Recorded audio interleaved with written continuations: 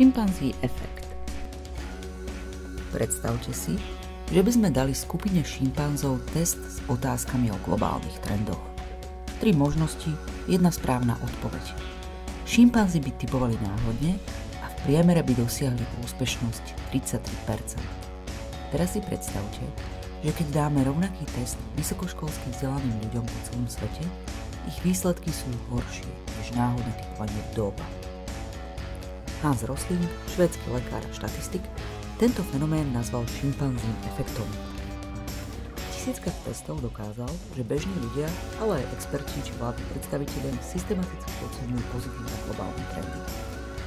Vedeli by ste napríklad, aká je dnes priemerná dĺžka života vo svete?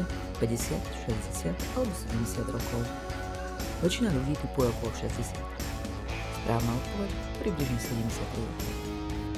Za posledných 20 rokov sa podiel svetovej populácie žijúcej v extrémnej chudobe zdvojnásobil, zostal približne rovnaký alebo klesol o polovicu.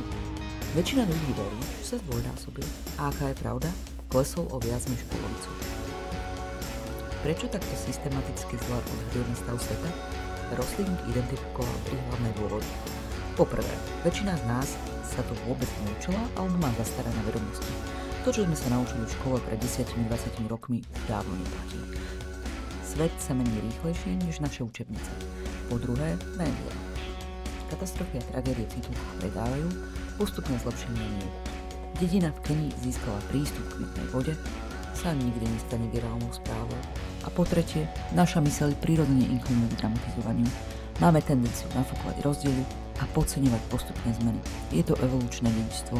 Naši predkovia potrebovali rýchlo reagovať na nebezpečenstvo, nie presne odhadovať štatistické trendy. Najzaujímavejšie je, že tento efekt sa objavuje naprieč krajinami, vzdelanostnými a profesijnými skupinami.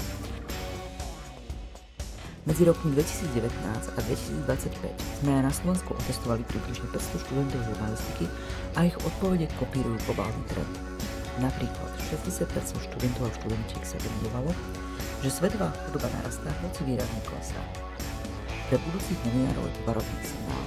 Ako môžeme čo najpresnejšie informovať o svete, ktorý nepoznáme?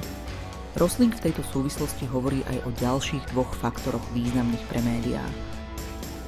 Prvým sú naše vopred dané predstavy, živené napríklad popkultúrou, ale aj hlboko zakorenenými predsudkami.